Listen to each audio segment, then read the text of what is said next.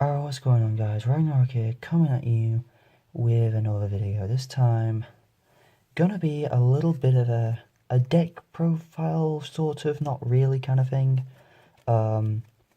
So, yesterday I went to my first Pokemon TCG tournament, and I took Rainbow Road. It's what kind of suited my style for the game, and I figured I'd give it a shot. So, I'll I'll tell you right now, I didn't do very well because, like I say, first Pokemon tournament. But I certainly got an idea of what happened, had what couple misplays I had, and what some of it was a little bit out of my control. But other than that, I'll show you guys my list. Start off with Pokes. So obviously we're playing the 4 Rainbow Rose Xerneas, or Rainbow Force Xerneas, as it actually is. The main attacker of the deck. Get all your types set up on the bench, and then just kablammy, you just blow things up, and it's glorious.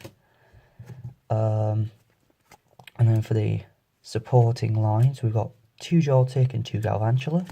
I think Galvantula is really underrated. I didn't really get too many knockouts with it, but the ability to just threaten snipes on Shamans with double thread is really, really handy. So I thought that might come in handy. Plus, like, it's also searchable by level ball, so it's probably the best one to play 2 of. 2 Pawniard and then the 1 Bishop, because as I say, it's not searchable by level ball, only by Ultra Ball. So I guess in that sense you might want to play 1 Galvantula, 2 Bishop, but Bishop's not really useful, never really attack with it. It's just there for that dual typing, just for more power for the Xerneas. 1 Mew, which I think I actually attacked with once the entire 4-round day, which, yeah, more so was nice just to have as a free treater. And yeah, like I said, I think I Rainbow Forced with it once. I mainly like keeping it on the bench personally because it's a nice free treater along with Joltik. Just having no retreat cost is really nice. But other than that, it's another type, so keeping it on the bench can be a bit detrimental when you want to one-shot huge things.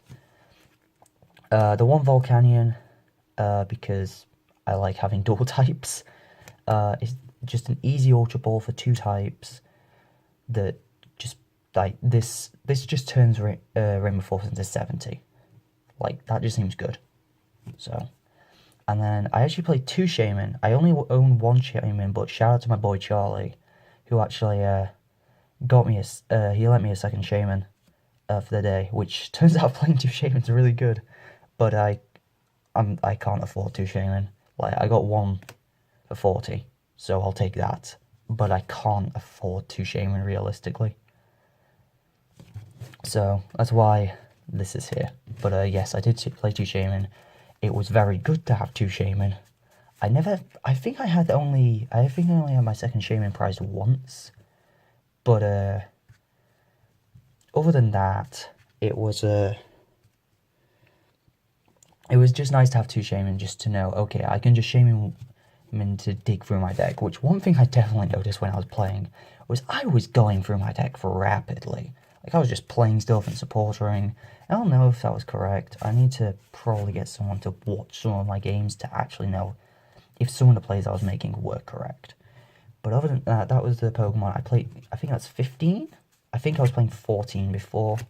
6, 9, 12, 15. 15 Pokemon. For the trainers, start off with the supporters. 3 Sycamore, 3 N, 1 Lysander, and 1 Ranger. I know it's more common to run 4 Sycamore 2N, but in this way you've got a lot of mini evolution lines with 2-2 on this, 2-1 on this. I don't like Sycamoring those away, so like I don't like playing 4 in this, so I just played 3 and 3, and obviously Lysander is just Lysander because it's best card in the game. And then Ranger, I wasn't even going to originally play Ranger because literally it is... I've talked about this with, again, my boy Charlie.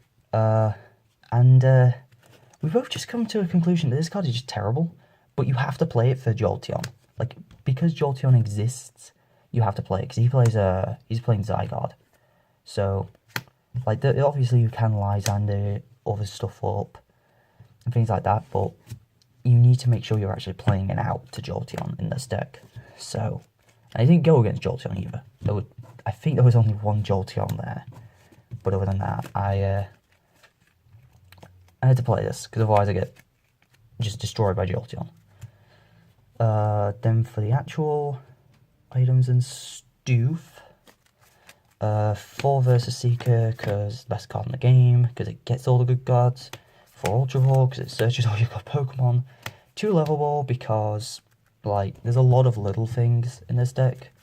Obviously not Xerneas's, but these are all Level Balls, this is Level Ball, this is Level Ball. Which, that gives you, I think that's 7 targets for Level Ball. So, you get a few good targets, and it helps you set up some lines quite quickly. Then played 3 Trainers Mail. I was playing 4 before I cut I cut 1 for the Shaman. It was that or Ranger. But I was like, if I run into that one Jolteon, I'm screwed. 2 Max Elixir, which there were some games in which I think I hit probably like 50% of my Max Elixirs. It's literally the worst card in the world when you whiff it, but when you hit it, it's actually retarded. There's a reason why this thing is £6, or I think it's like $9. I don't know American prices off the top of my head, maybe 8 or 9 for an uncommon. That's insane. 2 switches, because I'm playing a different tool. There we go. But yeah, if you need to get a Xerneas out there, because Xerneas is kind of big and with 2 retreat cost, and then if Volcanion gets Lysander up, you need a way to get it out of there, because 3 retreat cost is not nice. Like, not free retreat like this, like free energy to retreat. That's not fun. And then 1 Super Rod, which I think I did play. This was probably the card I played worst all day, because oftentimes I would just like, oh, I could just throw this away. Why do I need Super Rod? And then I get to late game and I need Super Rod. So I've got to learn to play Super Rod better. I know that's one of the mistakes I definitely made. And then for the Stadium, 3 Skyfield. I don't know if to bump this up to 4 just because of Stadium Wars. I never really had a problem with Stadium Wars until my last round. But Skyfield is kind of detrimental when you want to make sure you have a bench set up. Even then, without Skyfield, if you've got your 3 dual typers, which are, your Galvantula, your, where are you, buddy? Bishop, your Volcanion, a Shaman, and then a spare Xerneas on your bench. I mean, that's still doing 240, 250 with Rainbow Force. But if you want to get more stuff on the bench, and apparently I stole one of those Skyfields. There we go. And other than that, just kind of make sure you can get more stuff set up. Gives you more lenience, and it's definitely the best Stadium for this deck to play. And then last but not least, as I said, for my tours, I'm playing 4 Fighting Fury Belt, because this card is kind of good. Means your Xerneas is not nearly as easy to kill, making them 160, and gives you a little bit of extra damage, which never really came in relevance, but just doing a little bit extra sometimes can come in clutch. I think the main example is actually against Yveltal. If you have a Fury Belt on there, and you go against a non-Fury Belted Yveltal, you only need 5 types instead of 6, because that extra 10 that the Fury Belt gives you pushes you into 170 to knock out an Yveltal. If they have Fury Belt, then it doesn't matter. You need 7 then. I think yeah, because otherwise, if you have 6, then it'll put you to 200. And with a Fury Belt on. You have 6 and no Fury Belt, it's 190, which is enough to knock out Zygarde, which is kind of silly. It's kind of what I like about Pokemon decks. Just like, usually I like picking up ones that are just like, okay, let's just go for big damage. I can't be bothered to play around with this stuff, because otherwise if I play around with it, I'm just not going to do very well. But over that, that's the trainers. And for the energy, 8 Fairy, because I want to actually hit max elixirs, and then 4 DCE. I think the DCE is a bit self-explanatory, but 8's probably the right number if I'm playing max elixir. So yeah, so to talk about what I went against. I went against, well, so yeah, it was a 4-round tournament. Round 1, I played against a mill deck. It was Houndoom. It was literally Houndooms and Talonflames. It was also playing Talonflame Break as well, which definitely caught me off guard. But yeah, game 1 he couldn't set anything up before I started just Xerneasing him. I did also get a couple lucky top decks, such as he delinquent me down to nothing, and then I top decked an N.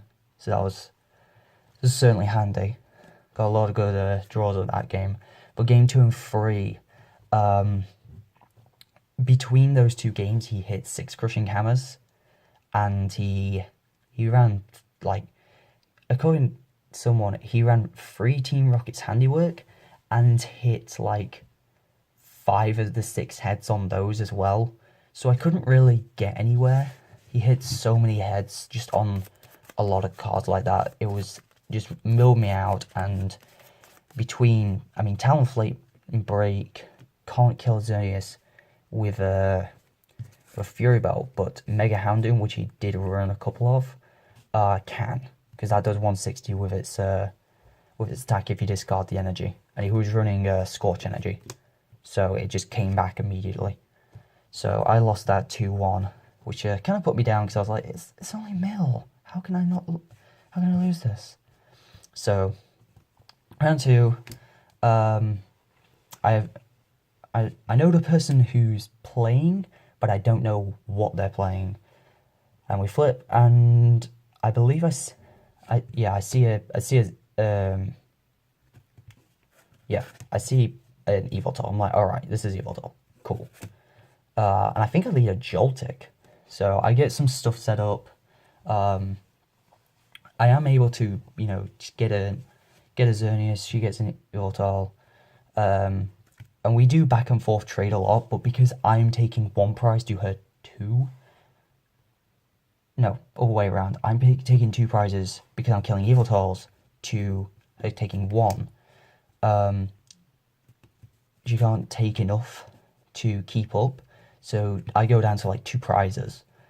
And then she Lysanders up a Volcanion, and I didn't read the Night Spear Evoltol, the one that negates tools, and she tried to cheat with them as a result, because I didn't know what I was doing. I thought that said, for its Night Spear attack, whatever it is, that's Darkrai EX, the Pitch Black Spear, I think it is. I can't look it up right now, but its attack work for 1 dark and 2 colorless does 60 and then 60 to a benched EX. I thought that said if your opponent's active is an EX, do 60 to a bench. So she was doing 60 to bench Xerneas's. And then it was only when I got a switch, put a Galvantula front, hit 60 on a Shaman and Oblivion Wing Evoltol on the back, that they tried to do it again. And then I finally read it and I was like, this only does 60 to benched EXs, right? And they're like, oh, I didn't read it. And I was like, right, okay then. So,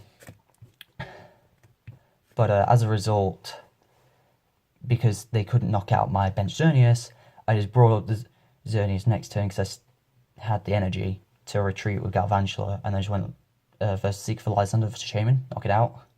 Game 2. So wins game 2, and she did not have a supporter for the game, and I recognised this. She did not open a supporter. She opened a Trubbish as well. So I made sure to not enter at all.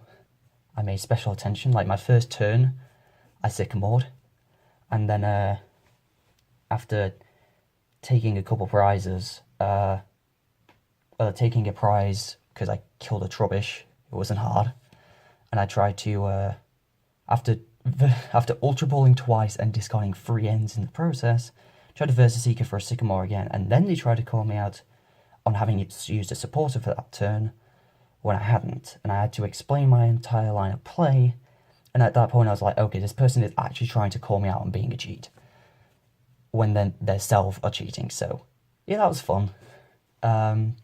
And as a result, because they never drew a supporter, they were just top decking cards. They like top decked a town map and an Evil Tail EX, which they never got really energy for, so they couldn't attack. I just kept Rainbow Forcing for knockouts, and that was the game. So it was 1-1. Going into round 3, again, no idea what I was playing against. I never knew what I was playing against because I never went to any of my friends who joined me for the tournament. So I was like, okay, well, this will be fun. So we both flip, and I see a Talonflame. I'm like, okay, this is most likely Greninja, but it could be something else. And then he just goes out and says, yeah, it's Greninja. Because obviously I lead with Azernia, so it's like, okay, yeah, you're playing Rainbow Road. And he was a really nice guy. Like, shout outs to the dude. He was super nice. So we had a game 1. He got his Frogadier set up, and he got all his Frogadiers out there. So I thought, oh great, I lose, because normally when I played against Greninja, I usually just get my bench stuff sniped and then I lose. But because I had Azernia set up really quickly, like as soon as he water duplicates, I was knocking out stuff like every turn. And because of that, he never could consistently keep up pressure. Like he had 2 Greninjas set up at one point, one break, but because I could just consistently just beat down his Greninjas and just take them out one at a time, and a Greninja break with Moonlight Slash and the Giant Water Shuriken, it cannot knock out a Fighting Fury Belt Xerneas. So he couldn't take one out in one go. So I managed to keep up the pressure that game and just donk him out essentially because he couldn't draw anything else. His only basics were throw keys. So he was playing Talonflame. And then game 2, his opening hand sucked, and afterwards we kind of figured out that it was a bit of a misplay. He kept a hand with 3 Talonflame and just played a Talonflame in the active, and because he couldn't get another basic, I just turn 2 donked him. He let me go first because he wants to Aero Blitz with a Talonflame, so I get an energy on there, and then I just DC, and I fish really hard for the knockout as well. Like I attach a DC and Sycamore discounting like 5 because I realized all I need is an Ultra Ball. Because that Ultra Ball would have hit Volcanion, and I think I set up a Galvantula. So I was like, all I need is an Ultra Ball for a Shaman. Not Shaman, Volcanion, and that's game. And I got the Ultra Ball, and that was it. So I just got to that afterwards, like, talking about it's like, yeah, maybe put that hand back. So going to round 4, I'm like, you know what? I came in here, I was like, I only expected to go 2-2, so if I get 3-1, that'd be amazing, but I'm not gonna mind. And my last round is against Mega Rodino Garbodor. Now, Garbodor doesn't bother this deck apart from Shaman, so I'm like, alright, cool. But then I see he's playing Parallel City, and if you don't know, Parallel City ruins this deck. So yeah, so basically, game 1 both games were actually really close, but it just turns out that he can slowly set up in the back, I can take prizes early, and then he can just run me down. He was running Ace Trainers and Ends, so he just let me get the lead and then just put me down to low cards, and I couldn't really catch up after that, especially with Parallel City up, because even though game 2 I had the ideal, I had Garvantula Bishop and Volcanion all set up, so I could do 190 and 200 with a Fury Belt, but that wasn't enough to take out a Mega or Dino because it has 220 health. So I could do 200, but nothing more. Game 1 as well, I ran out of stuff, and game 2 because both games went on for a while. But it came down to a play that I was like, okay, this is either gonna work or it's not. I have 3 prizes. I think he has 4 prizes. I'm like, okay. Look through my deck. My last Xerneas is prized. If I get this last Xerneas, I can still win the game. But if I don't, I lose. So I stick down a Shaman, knowing it's not going to draw me anything. I think Sycamore for hitting the DCE, put the Shaman, then Sky Return for 30, knocking out the Mega Rodino because it had 20 health left on it. Draw 2 prizes, and I don't hit the Xerneas. So, I had 2 chances to hit the Xerneas, and I didn't get it. As a result, I was like, yeah, that's game. Because I can't get anything on set up. I have no damages left. Because Mew was taken out, I lost two Xerneas to Parallel City very early. And then obviously one got taken out. So there wasn't too much I could do left. I had no attackers, and I'd used my Super Rod early both of those games. So I ended up going 2-2. But for my first tournament, I was quite happy with it. Deck changes, I don't know. Maybe Ranger for the locals, but if I'm going to a bigger event, then I'd keep Ranger in. There's no abilities that I care about that much. So I don't really feel like Hex Maniac's needed. But yeah, I need an out to Jolteon or I lose. So tell me what you guys think. I hope to do more stuff like this, and I'll see you guys later. Peace out, everybody.